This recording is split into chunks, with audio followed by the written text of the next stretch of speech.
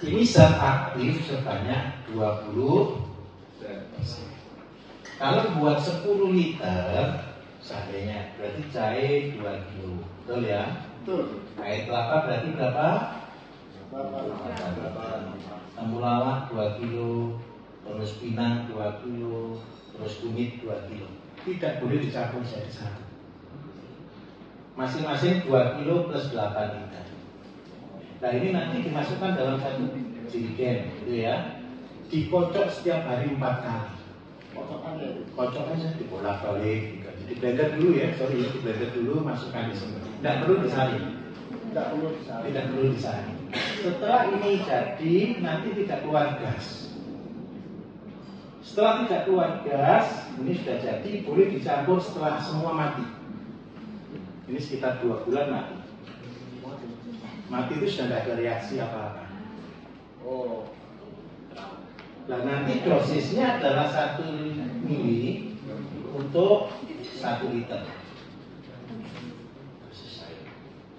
Kalau lebih baik tidak dibagi, tidak dicampur. Jadi ini ceritanya. Kalau ayam pas masih hujan, kasih jahe, betul ya? Ayam tidak mau makan, kasih temulawak. Terus habis itu ayam ada yang berak putih, berak hijau, berak kapur gitu ya. Kasih kunyit. Nah, terus kalau ada ayam cacingan, sudah makan banyak nggak gemuk, kasih. Nah ini nanti kalau sudah cocok, ini bisa dijual. Saya ada peserta waktu saya pelatihan ini dari Kalimantan waktu itu dari perusahaan PT BKA di Kalimantan Barat sana. Mereka jualan ini untuk ayam-ayam pedaging yang sering sakit. Mereka jual mahal-mahal, 1 liter mereka jual bisa 50.000 kalau tidak salah. Padahal modalnya cuma berapa? Modalnya 2 kilo berapa kalau jahe? Padahal sekarang jahe standar murah ya 10.000 boleh. 10.000 kali 2 20.000. Air kelapanya gratis ya. Kalau seandainya beli 1 liter 1.000. Kalau 8 liter cuma 8.000. Jadi modal cuma 30.000 untuk dapat 10 liter. Kalau disaring persis jadi 5 liter. Kalau jadi 5 liter, 1 liternya dijual 50.000. Sudah untung banyak sekali. Nanti semua bisa jadi pabrik ya. Pabrik obatnya ayam petelur, pabrik obatnya ayam sakit. Nanti belum lagi habis ini ke pakan. Jadi pabrik pakan. Kaya semua nanti. Tapi tolong jangan cuma dengarkan cerita, harus aplikasi. Oke, jelas kira-kira? Sudah? Ada lagi yang mau bertanya? Mari silakan, saya sambil berdiri.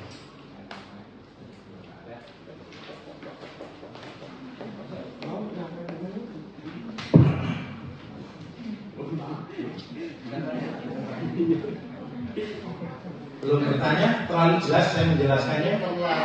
Iya, balik, Pak Ketua Kelas.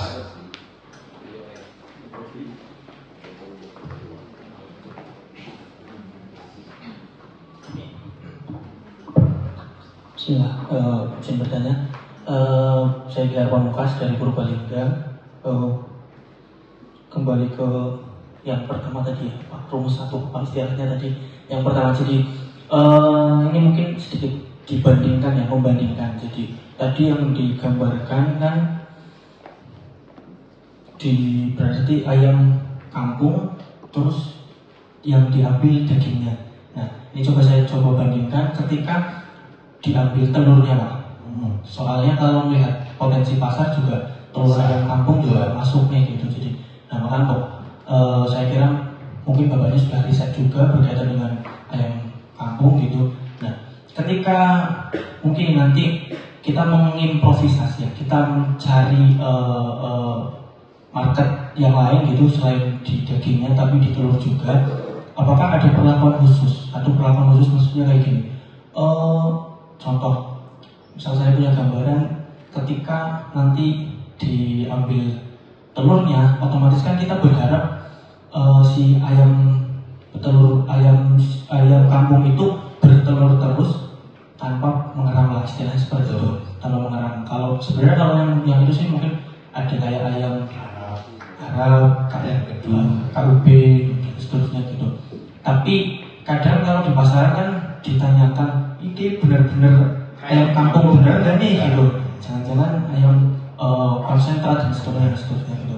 Nah yang ingin saya tanyakan mungkin seperti itu, jadi perbandingannya ketika di ayam petelur apakah masuk secara bisnis, terus bagaimana perawatannya. Ya satu itu. Nah yang satu lagi mungkin ini tidak teknis peternakan, cuma ini menurut saya jadi kunci yang dimana dari tadi dibahas atau disampaikan. Saya rasa kuncinya salah satunya memang mau berproses, mau konsisten, mau mencoba, dan karena ini integrasi tapi berkesinambungan. Harapannya kan seperti itu, berkesinambungan. Nah saya rasa nanti salah satu masalah anak muda nih Pak, itu konsisten. Kita mungkin siapapun bisa memulai, tapi untuk konsisten saya rasa itu berat banget. Tadi walaupun tadi disampaikan kayak harus ada pendapatan di awal biar yang lain aman dan seterusnya gitu, tapi saya rasa konsisten akan menjadi momok yang masih menakutkan, terutama bagi kita anak muda yang dimana kita masih ingin mencoba banyak hal. Nah saya pengen minta nasihat, minta kata-kata kunci biar kita anak muda ini mau konsisten nih gitu, karena gitu tidak mungkin dalam suatu proses kita akan mendapatkan hasil yang maksimal ketika instan, itu tidak mungkin. Mungkin itu cukup, terima kasih. Terima kasih. Begini,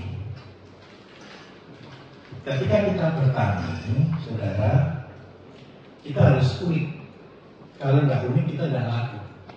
Di farm saya, di kandang saya, orang mau beli telur itu bisa antri minimal 2 minggu. Padahal sudah punya 2.000 ayam induk. Kalau punya 2.000 induk berarti tahu ya penghasilan saya ya kira-kira ya. Banyak atau sedikit 2.000 induk? Bukan 1.000 loh ya, bukan 100 loh ya, 2.000. Kita sudah pakai mesin tetas. Kita melayani telur. Telur itu ada 2, telur ayam dan telur puyuh. Jadi kalau di tempat kami, di kandang kami, untuk telur itu kalau rata-rata pesen sekitar 2 minggu lah paling cepat. Dia baru dapat inden. Kenapa telurnya harus inden? Karena telur yang kita produksi berbeda. Telur yang low kolesterol dan tinggi asam amino. Jadi telur kita itu telur yang berbeda. Ini kita break sebentar ya, kita nonton video. Bisa connect internet, laptop? Coba ketikkan di situ yang di kandang saya di Jawa Tengah. Ya, di rumah saya, ini bukan di kandang, ini di rumah. Dimanapun rumah yang saya tinggali, pasti saya pelihara ayam, tenang saja. Karena apa? Saya bertanggung jawab terhadap limbah rumah tangga yang ada. Dimanapun rumah ya Pak? Dimanapun rumah.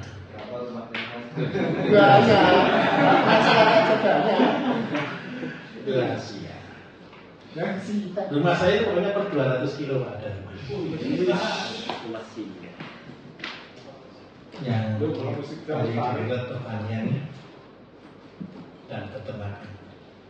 Bapak itu kalau mau belajar nanti di YouTube ini, tapi YouTube ini akan ketinggalan ketika jenengan sudah belajar, karena ilmunya sudah berbeda, ini sudah beda level. Yang saya ajarkan di YouTube ini ilmu tahun 2007. Channelnya Bayu Diningrat Pertanian dan Peternakan. Bukan yang Faisal itu sendiri, bukan yang atau ini full ya? Coba. Bukan yang official, bukan yang Bayu Diningrat Pertanian dan Peternakan, betul ini? Oke. Video. Tekan video. Tekan video. Oke, klik. Cari yang populer aja. Masuk populer itu paling nomor berapa itu pelihara ayam itu populer terus turun terus lah itu kegiatan saya di kandang ya oke. Iklan kegiatan di kandang kira itu mah praktekkan dulu ya itu nggak pakai rumen Pak? Enggak. Soalnya saya tinggal di rumah itu 3 bulan lah, pasti saya kunjungi 3 hari. Rumahnya? Iya. jadi belum tentu. Di Jawa Tengah kan. Sebenarnya kalau di Jawa Tengah, nanti kalau untuk belajar pertanian pupuk bisa datang ke daerah Telomoyo ya. Tahu Telomoyo? Ini Pak. Iya. Oke. Kita di sana ada tempat pelatihan sebenarnya. Ketik aja di situ Lembah Kamulya. Lembah Kamulya. Itu tempat saya. Oh, asli Oke. Oh enggak, saya itu asli Indonesia Pak, tenang aja. Sama. Oke, jelas Mas. Jadi kalau mau produksi telur itu begini hitungannya. Saya tunjukkan hitungan. Saya bisa menghitung bapak-bapak saudara karena ini hidup saya. Hitungan.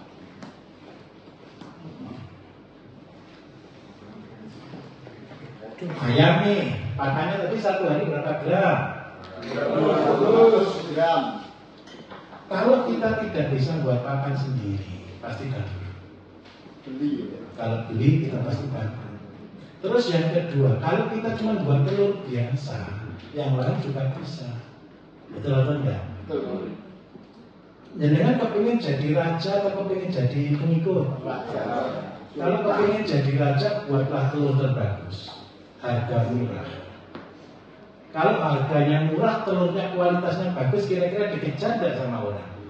Kejar-kejar. Dikejar-kejar. Enak mana menjual, menawarkan diri atau dikejar-kejar orang, dibina orang? Menawarkan. Enak nggak kita bawa telur ke rumahnya orang telur atau kita duduk manis orang antri di luar sebentar ya di depan, gitu enak nggak kira-kira? Ya, sebentar. Karena itu tidak usah terlalu besar, mulai dari apa yang ada. Kita tidak perlu jadi orang hebat. Biarkan orang yang menentukan kita hebat atau bukan. Yang menilai. Paham maksud saya? Kita mulai cuma 10 nih seandainya. 10 kemarin kan tadi ya saya ajari. Tidak semua kan bisa netas, betul kan? Yang tidak netas dimasak atau dijual. Ayam 10, pakannya setiap hari 2 kilo. Kalau harga pakan ini di atas 7.000, kalau beli konsentrat, tidak bisa untuk. Karena itu buat pakan harus buat harga di level 3.000 sampai 4.000 maksimal. Caranya dari mana? Jadi pemulung. Jadi pemulung. Rumah makan banyak nggak di tempatnya Bapak Ibu? Ada. Titipi timbang itu mau nggak kira-kira? Sampahnya. Sampahnya. Apalagi kalau sampahnya dari kepiting. Tahu kepiting? Limbah. Itu Bapak untuk rumah makan yang seafood. Betul ya? Ada kepiting, ada udang. Nanti telurnya warnanya jingga. Jadi kalau buat telur ayam, telur bebek, warna jingga, kasih kepala udang, kasih kepiting, pasti jingga. Iya, mudah itu. Itu bukan telur mahal, itu telur limbah. Nah, kalau kita punya ayam 10, seandainya nih, saya fokus untuk telur saja Pak. Tidak saya tetaskan.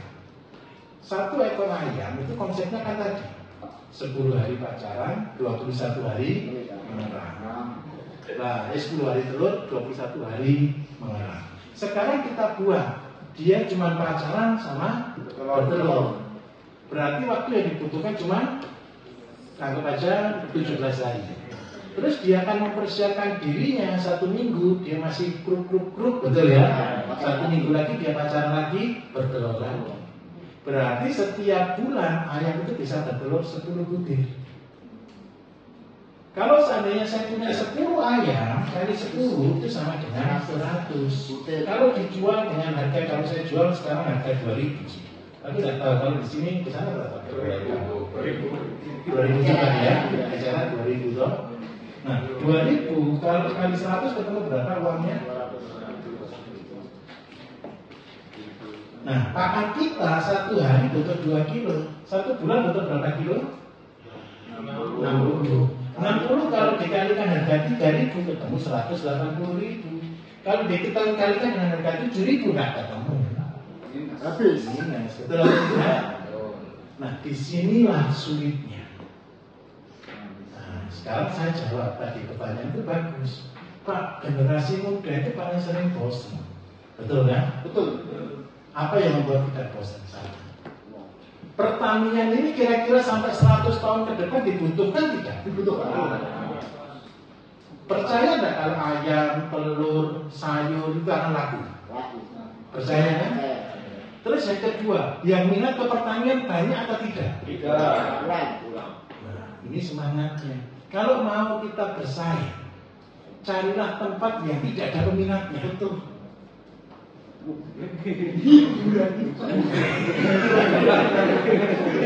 Paham maksud saya? Ya. Kalau mau bersaing, carilah tempat yang tidak ada peminatnya. Karena minat pertanian ini tidak ada, maka Bapak Ibu bisa jadi raja, asalkan bisa melewati jalurnya. Jalurnya pertanian itu menggoda, tapi sulitnya minta ampun. Kenapa saya bertahan jadi petani? Saya tunjukkan, saya ceritain sedikit. Gak apa-apa, hari ini kan hari saya, jadi saya bebas ya.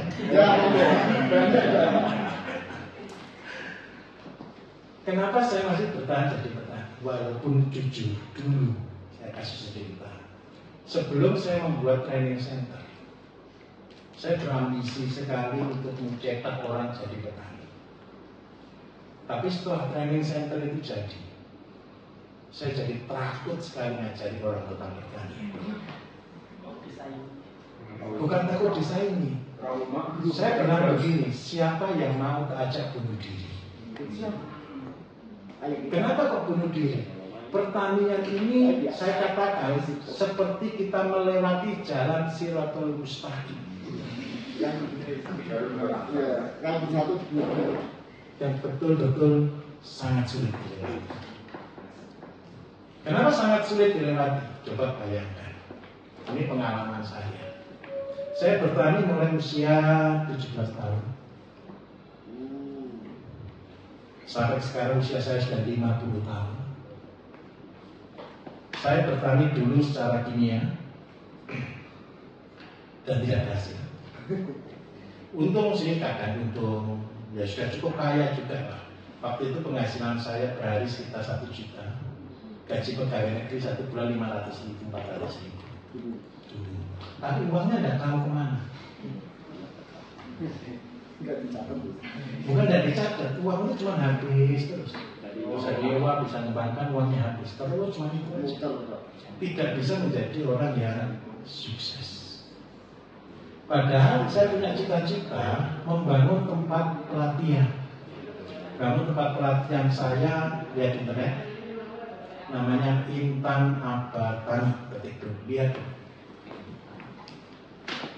Intan Abatani.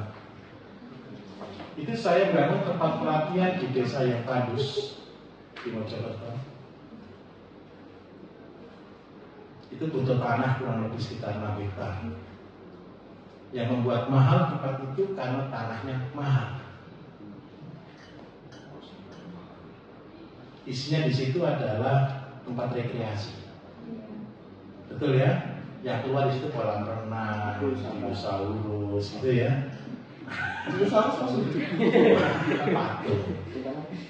Di sana ada sapi, ada kambing, ada ayam, ada sayur, ada semua. Ada hotel juga, penginapan juga di sini. Ini adalah cita-cita yang saya mau gagas waktu itu. Sebelum di Intan Abatani ini, saya di kota, saya buat namanya Klinik Agropolitan Indonesia. Itu adalah tempat pelatihan pertanian pertama yang saya buat. Saya waktu itu butuh uang 12 miliar untuk bangun ini. Saya cita-citakan mulai SMA kelas 1.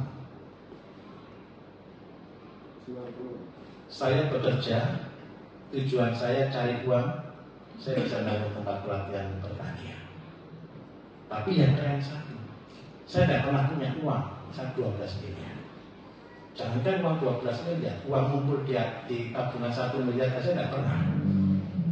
Karena apa? Selalu rugi. Hingga pada suatu saat saya sudah mentok.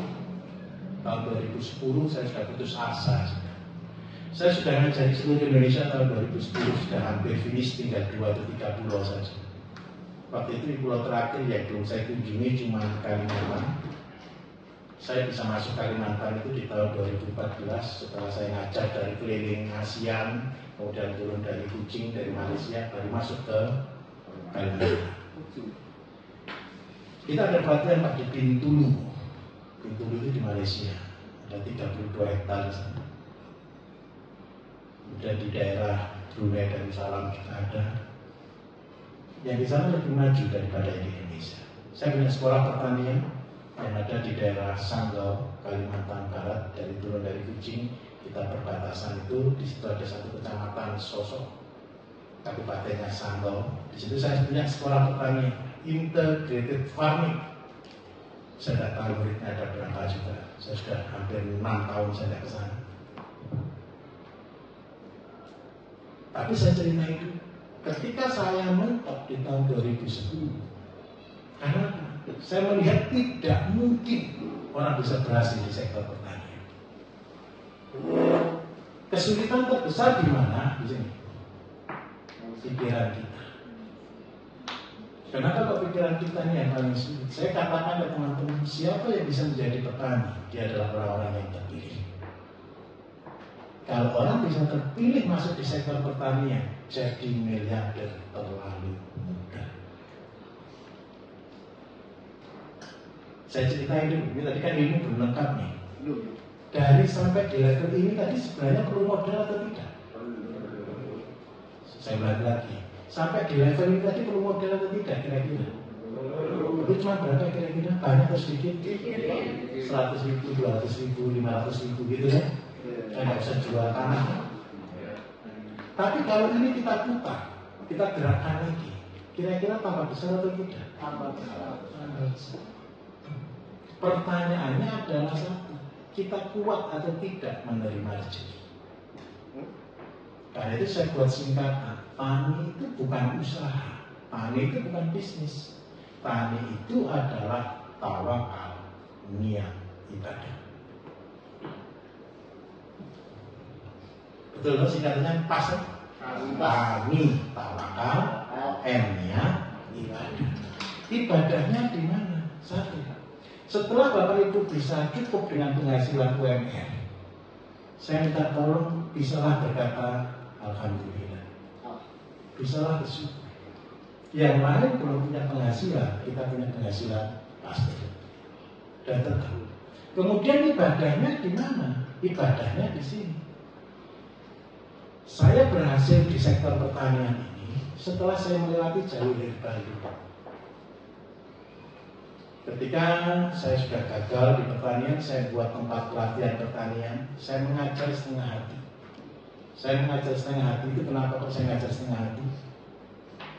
Saya ingat sekitar tahun 2012 tempatnya jadi saya ngajar, peserta sudah datang, materi belum saya buat. Kenapa saya bingung saya mau ngajar apa? 10 menit sebelum saya ngajar, baru saya ngetik. Itu kayak jadi kitab bagi saya. 10 saya ngetik itu 10 tahun materi tidak berubah. Titik komanya tetap sama.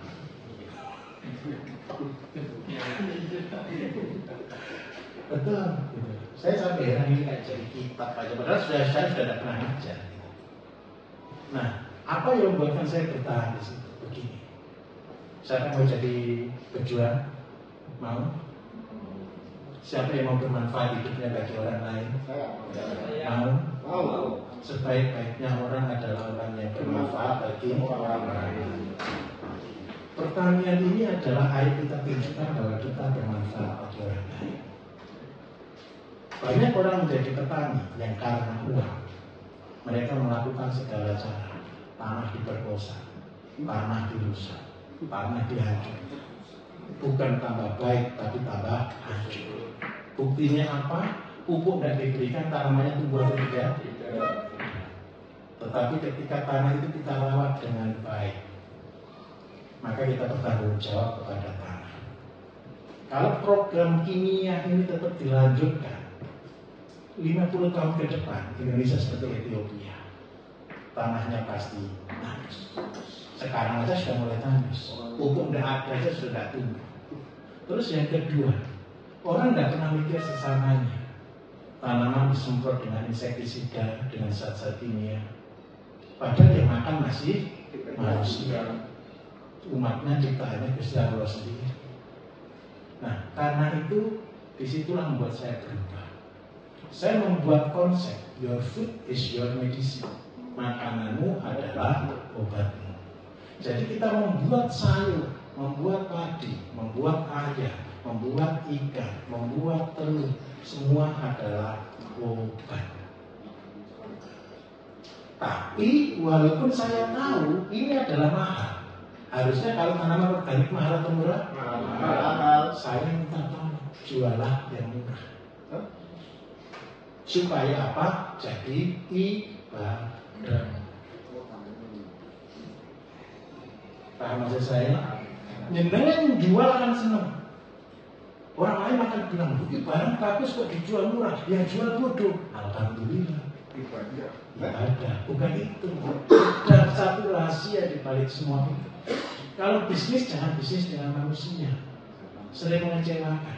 Betul atau tidak? Bisnislah dengan yang tidak pernah mengecewakan. Siapa kira-kira? Allah. Gusti Allah sendiri. Bagaimana cara berbisnis dengan Gusti Allah yang benar? Yang pertama, program pertanian tidak akan pernah bisa jalan kalau untuk orang-orang ateis. Cina berlomba-lomba dengan teknologinya sampai teknologi terakhir apa? Membuat air. Tujuannya untuk apa? Bangun pertanian. Dia akan dengan segala otot, segala cara untuk membuat pertanian bisa maju. Tetapi bagi kita, orang-orang yang beragama, kita kan punya Gusti Allah, betul kan? Betul. Kita harus mengikuti caranya dia. Saya belum orang kaya Bapak Ibu sampai tahun 2008. Saya ngajarin orang jadi miliarder ketika saya masih kontrak rumah. Saya masih belum punya mobil waktu itu. Tapi ketika tahun 2010, ketika saya tahu hakikat yang sebenarnya tentang pertanian, mulai hari itu saya berubah. Ceritanya begini, 2010 itu saya pelihara kambing dari 1 ekor menjadi 400 ekor dalam 1 tahun. Hebat enggak kira-kira? Mati semua dalam waktu 2 minggu. Matilah, karena penyakit yang saya tidak bisa obati. Saya pengajar, saya sudah buat pakan fermentasi, saya ngajarin buat obat. Kambing saya sendiri mati. Putus asa enggak kira-kira? Putus asa. Saya ini sampai mau berdiri aja susah. Saya cuma bisanya sujud. Kenapa kok begitu? Saya mau tanya ke Gusti Allah, ini salahnya siapa? Saya cuma diingatkan 1 kata waktu itu. Dulu mulai berapa? 1. Waktu itu udah mati semua, sisa 3. Sekarang tinggal berapa? 3. Kan masih hidup 2 tambahnya. Alhamdulillah harusnya. Paham maksud saya? Enggak habis semua. Masih ada 3, kan 1 jadi 2 kan sudah bagus toh, Pak. Masih sudah bisa sambut gitu. Tapi yang membuat saya trauma kan 400-nya, betul ya? Betul. Dari sana saya mulai hari itu saya tidak pernah berdoa. Karena apa? Saya ditantang sama Gusti Allah. Apakah kalau kamu punya uang 12,5 miliar, proyek itu berhasil? Saya bilang belum. Belum tentu. Betul kan? Belum tentu. Mulai hari itu saya tidak pernah berdoa minta rezeki. Yang saya minta cuma 1 doa saya. Gusti Allah, mulai hari ini saya tidak akan minta uang, tapi saya cuma minta 1. Saya minta tolong kemana saya melangkah, jenengan itu. Buat langkah saya menjadi berhasil. Mulai hari itu Bapak Ibu, saya beli rumah tadi. Beli mobil 6 bulan sekali. Sudah showroom. Karena di mana ada rumah pasti perlu tempat pelatihan atau berdiri semua. Saya ngajar kayak orang yang tidak ngerti, saya tidak peduli. Yang saya ajar ngerti atau tidak, yang penting saya akan tetap ngajar. Sampai tahun 2014 murid saya sudah 12.000 orang yang berhasil 4 orang. Ini jangan salah loh ya. 4 orang ini membuat saya semangat. Satu, ada seorang yang betul-betul tidak punya. Dia tinggal itu di pinggir sungai, di bantaran sungai. Kalau orang rumahnya di bantaran sungai, orang kaya atau orang miskin? Orang miskin sekali. Miskin sekali. Pekerjaannya buruh angor. Tahu buruh angor? Tahu. Dia menggembalakan kambingnya. Kerja rapi. Ketika dia tahu seminar saya, dia ikut sekolah saya waktu itu. Saya waktu kalau saya sekolah gratis, saya turun tiap desa. Jadi orang undang saya susah, tapi kalau saya mau tiap desa saya datangi. Dan dia salah satu pengikut acara seminar saya di desa itu. Besoknya dia kembalikan itu kambingnya orang. Dia cuma ambil bagiannya sendiri dan dia fokus di situ. 3 tahun setelah itu dia cari saya ada rumah. Katanya dia bilang 1 tahun nyari rumah saya nggak ketemu. Tapi akhirnya ketemu juga. Pas saya keluar dari rumah dia datang bawa sepeda motor waktu itu Jupiter baru. Dia sampai sujud di tanah. Dia bilang, Pak, saya terima kasih sekali. Saya bilang, sebentar Pak, ada apa? Saya dulu pernah ikut sekolah Bapak. Sekarang saya sudah jadi orang berhasil. Saya sekarang sudah punya rumah Pak. Saya sekarang sudah punya toko Pak. Penghasilan saya 1 bulan 10 juta Pak. Kerja saya sehari 3 jam Pak. Keren Pak. Dia mumpuk sepeda ini saya beli cash Pak. Saya bilang, gimana ceritanya? Saya dulu ketika setelah itu kambingnya orang saya kembalikan. Kambing saya tinggal 40. Ini yang saya rawat sendiri. Saya ikuti teori Bapak. Dan sekarang alhamdulillah dia sudah punya toko di pasar, dia punya rumah tingkat. Saya bangga sekali. Apa kepuasan saya? Ketika melihat orang susah menjadi berhasil. Dengan mau seperti itu. Saya jadi contoh di tiap-tiap desa. Saya jadi guru di tiap-tiap desa. Yang ketika ini sudah YouTuber semua. Ada di Jogja, ada di Solo, ada di Klaten. Mereka YouTuber semua. Sudah miliarder semua 3 orang. Mungkin lebih kaya dari saya tadi. Dan itu menjadi kepuasan bagi saya. Yang lainnya, yang 11.000 sekian orang saya nggak tahu. Karena mereka juga nggak pernah punya nomor saya. Menyenangkan kira-kira seperti itu.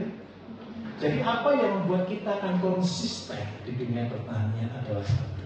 Jangan bekerja karena uang, tapi bekerjalah karena ibadah. Ada pernah dibayar dengan ketika sholat sehari 5 kali? Ada nggak yang bayar saudara ketika saudara nolong orang? Hanya orang-orang yang percaya kalau Gusti Allah itu ada, mereka bisa melakukannya. Setuju? Setuju. Saya juga sama. Kalau ditanya orang pekerjaan saya apa? Pekerjaan saya adalah menghabiskan uang yang diberikan oleh Gusti Allah. Dan tidak pernah habis. Tidak ada kira-kira? Tidak pernah habis. Saya tahu. Ayo, kalau mau lakukan. Kita bisa bekerja sama bersama-sama. Kenapa tidak bisa habis? Karena ketika saya tanam, dia akan tumbuh, betul atau tidak? Dan menghasilkan. Jangan ngejar uang, tapi hiduplah supaya dikejar uang. Enak mana ngejar uang atau terpaksa jadi kaya? Oke, kita lanjut lagi. Tapi tidak selesai, nanti saya takut dalam materi. Jadi setelah kita buat 1.005 ini, kita akan berubah status. Dari petani konvensional menjadi petani yang modern. Petani modern itu adalah pertanian yang berbasis kepada manajemen. Manajemennya adalah manajemen pola. Polanya gimana? Begini. Siapa pernah tanam padi di sini ada? Semua? Tanam padi berapa hektar, Mas? Saya tahu penyebab 300 lebih. 300 ubin. Satu ubin itu 14 meter ya. 14 kali 300 berarti setengah hektar lah ya. Kita baca setengah hektar. Oke. Saya minta maaf. Berapa penghasilan dalam satu kota tadi? Nggak bisa gitu. Sakit banyak ya. Terus, alhamdulillah. Ini ibadah. Petani itu ibadah. Rugi ya petani. Nah sekarang kita fair. Nih perbedaannya manajemen itu di mana? Saya punya tanah ini satu kotak, luasnya 5.000 meter. Kalau saya tanam padi, itu hitung-hitungannya nih, hitung-hitungannya fair. Seandainya 1 hektar keluar 6 ton, berarti keluarnya 3 ton. 3 ton kali 5, 15 juta. Modalnya berarti sekitar 8 juta, untungnya harusnya 7,5 juta. Harusnya. Tetapi kenyataannya kan berbeda. Manajemen itu gimana caranya? Bertani tapi tidak boleh sekaligus. Bukan jadi orang malas ya. Bertani menjadi tidak sekaligus. Ini tanah air atau bisa tanam jagung nggak kira-kira? Air. Tanah sawah, berarti harus padi. Oke, nggak masalah. Oke, nggak masalah. Kalau padi berarti kita nggak bisa ganggu gugat, tetap padi. Kalau padi saya hitungkan, ini teori gara-gara lagi. Gara-gara saya tanam padi yang rugi, gitu ya? Ya. Karena yang dijual apa mas? Yang dijual apa nih? Sawah. Padi. Sawah. Jangan jual sawah. Gak rugi terus. Pernah nggak jual jeraminya? Nggak pernah. Kenapa? Ya pada umumnya di sana Nggak laku. ahlinya. Iya. Dikasih ke sapi. Nggak laku, betul kan? Sekarang kita masuk teori kedua, teori gara-gara kedua. Jadi kita bertanam padi, bertanam jagung, bukan tujuannya menghasilkan gabah, bukan menghasilkan jagung, tapi kita menghasilkan namanya pakan. Pernah hitung nggak kira-kira kalau saya tanam padi setengah hektar, gabahnya keluar berapa ton? Waktu itu per 100 ubin 4,5 kintal. Sudah bagus sebenarnya ya, tapi ya masih jauh. Berarti kan 1,5 hektar cuma keluar 1,5 ton. Iya. Nah, kalau 1,5 ton kan dari jauh sekali mas, sampai 3 ton. Oke lah, kita nanti ikuti pola, nanti hari Rabu kita akan belajar ke tanaman padi. Tenang ya, semua nanti besok masuk sawah juga ya. Panas-panas dilakukan untuk belajar ya. Manajemennya di sini. Ketika kita bertanam padi, goal utama kita bukan di gabah. Gabah ini hanya cukup untuk hidup. Terus yang kita utamakan adalah jeraminya. Kalau panen jeraminya kita panen dari bawah sampai habis. Tujuannya apa? Supaya tanah tidak asam-asam. Supaya tanah tidak jadi merah, nanti umur 30 hari padinya mati. Tujuannya adalah apa? Tujuannya adalah jerami ini kita berikan kepada sapi. Jadi jerami tidak perlu diberikan coklat, masukkan mulutnya sapi, keluarnya halus. Itu manfaatnya sapi. Kalau orang tanya, sapi itu tugasnya apa? Pabrik, chopper, dan cukur. Karena nggak kira-kira kalau gitu. Kita hitungkan sekarang. Kalau Bapak punya 5.000 meter, berarti per sapi berapa? Sebenarnya kalau cuma hasil segitu cukup sapi 1 ekor. Jadi jerami tadi Pak tolong dibawa pulang. Kalau seandainya standar di sini 1 hektar sawah yang keluar 6 ton, itu jeraminya keluar 20 ton sekali panen. 3 kali panen berarti ketemu sekitar 60 ton. 1 ekor sapi setiap hari pakannya adalah 40 sampai 60 kilo. Kita buat rata-rata 50 kilo. Berarti 1 bulan pakannya sapi itu kurang lebih 1,5 ton. Kalau 1 tahun berarti butuhnya kurang lebih sekitar 18 sampai 20 ton. Nah, kalau kita punya 1 kotak ini sudah cukup untuk pakan sapi. Tujuannya adalah jerami kita bawa pulang, kita kasihkan ke sapi, kotoran kita olah, kencingnya kita olah. Untuk jadi apa? Untuk jadi pupuk. Supaya apa? Sawahnya pupuknya gratis. Kalau pupuknya gratis kan sudah merdeka, betul kan? Betul ya. Tinggal tenaga kerja. Nah, goalnya adalah padinya untuk dimakan. Supaya tidak ada kekurangan lagi. Kalau sudah punya penghasilan harian, sudah ada beras, kan belanjanya lebih sedikit lagi itu-itunya. Betul kan ya? Nah, terus yang kedua, sekarang kita belajar ngolah limbahnya. Sapi setiap hari buat kotoran, betul atau tidak? Betul. Kencingnya sapi berapa banyak satu hari? Kencingnya sapi itu 30 liter sehari. Kotorannya sapi itu harusnya ya kalau makan 50 ya keluar 50 kalau basah. Kalau kering paling 14 kilo.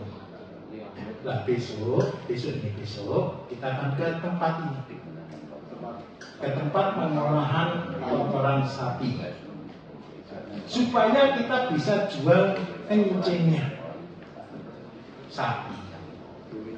Sapi sama urin lebih mana kira-kira? Kalau sudah tahu nanti lebih mahal urinnya. Kalau belum tahu jangan pernah bawa urin ke pasar. Pasti di demo orang, betul? Iya. Urin sapi ini kan rata-rata 30 liter. Kalau kita olah jadinya cuma 15 liter. Nah, kalau 15 liter setiap hari, 1 bulan kan ketemu 200 liter aja, betul ya? Nah, kita hitung 200 sampai 300 liter setiap bulan urin. Kalau kita sudah olah, kalau di sini pupuk organik itu ada macam-macam. Ada urea cair, ada NPK padat, kemudian ada khusus yang untuk sayur. Ini harganya sekitar 15.000 dari tempat produksi. Kalau seandainya kencing sapi dijual harga 15.000 1 liter dengan produksi 1 bulan 300 liter, berarti pendapatannya kencingnya sapi berapa? 4,5 juta ya. 1 bulan. Tapi pertanyaannya satu gitu. Kalau nggak punya tanah 1.000 meter ini, jangan pernah tawarkan kencing sapi ke pasar. Pasti dilempar kalau. Nah, kita jadinya manajemen bagaimana? 500 meter inilah kita mulai bergerak. Kita tanami sayur setiap hari. 1 kotak. Anggap aja 20-30 meter setiap hari. Tujuannya apa? Penghasilan dari UMR meningkat menjadi manajer. Nah, di situ. Kemudian kalau sudah sampai di level ini, kita sudah buat pabrik pupuk nih nanti. Pabrik pupuk inilah menjadi perubahannya dari petani tradisional menjadi modern, menjadi ke naik lagi level petani yang industrial. Akhirnya di desa-desa jenengan sudah punya pabrik pakan. Kenapa kok harus buat pabrik pakan? Saya tunjukkan. Ayamnya kepingin tidak cuma 100 saja kira-kira. Atau tidak kepingin jadi 1.000? 2.000. Sama dengan saya, jangan. Jadi kan tahu lah, saya kasih tahu dulu. 1.000 ekor aja, banyak atau sedikit? Banyak. Saya kasih tahu. 1.000 ekor sarang ayam kali cara yang konvensional ya, kali 36, belum cara pakai mesin tetas. Kalau pakai mesin tetas, terus saya hitungkan pakai mesin tetas saja ya, sudah pintar kan harusnya kan 2 tahun. Nanti mesin tetasnya saya nggak ajari, tapi ajar sendiri di luar. 1.000 ekor kali 10, betul, telurnya 10 tiap bulan ya. Berarti tiap bulan ada telur berapa? 10.000. Yang kita tetaskan separuh, yang kita jual separuh. Kenapa kita jual separuh? Karena kita pilih yang kita tetaskan adalah terbaik, yang bagus. Yang kita jual adalah yang ukurannya kurang besar, kurang kecil, atau terlalu besar. Seperti itu. Jadi ini ada 5.000. Nah, 5.000 yang kita tetaskan tiap bulan. Umurnya ayam itu rata-rata sampai 4 bulan. Berarti 20.000. Satu siklus. Untuk modal 1 ekor ayam itu butuh pakan 6 kilo. Berarti butuh berapa ini? 120 ton. Kalau harga ayam pakannya itu harga 3.000 kali 120 ton, ketemu berapa? 360 juta. Jadi saya minta tolong, kenapa saya tidak menganjurkan punya ayam langsung 1.000? Berarti harus punya cadangan di belakang 1M. Kalau tidak punya cadangan 1M, nanti ayamnya nggak bisa makan. Paham maksud saya? Nah, sekarang saya tanya, kalau seandainya